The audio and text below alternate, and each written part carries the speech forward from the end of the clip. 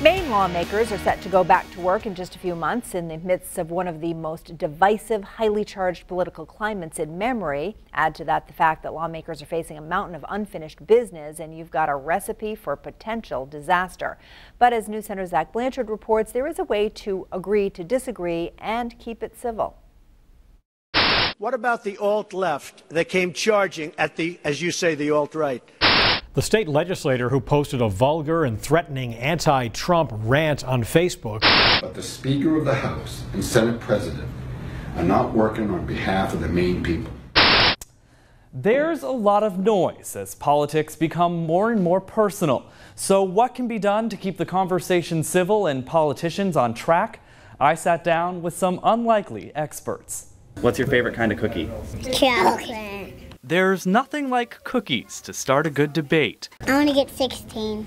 You want 16 cookies?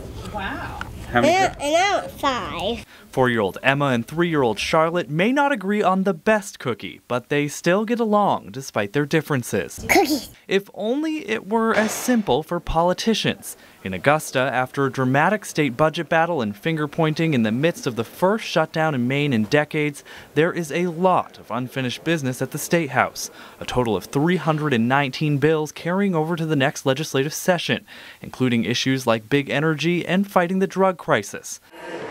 So how are they going to deal with that workload? I went straight to the source. The headlines coming at them are all about dysfunction. Speaker of the House Sarah Gideon, who has often been under fire from Governor LePage, admits things have become more personal. That happening to some extent, and yet at the same time there is a lot of good work that's being done, but sometimes it's quiet work. Across the aisle and down the hall, Senate President Mike Thibodeau boasts about the state's award for most civil governance. He says division among lawmakers is normal. The nature of the place does create some division. And Thibodeau downplays the tension. Try to continue to work in a collaborative manner as best we can. It doesn't always come across that way, I'm sure. But others say it's not just a matter of perception. Each side thinks the other side is dangerous. And that's new in American politics. Professor of Government Dan Shea at Colby College says recent research shows it's gone beyond fundamental disagreements to actual fear of the other party's policies. We've got to get back to the point, back to the spot, where we appreciate the other side are good citizens and good people, friends and neighbors that disagree with us. And if anyone knows about that, it's Emma and Charlotte, thinking about cookies and busy working together on their puzzles.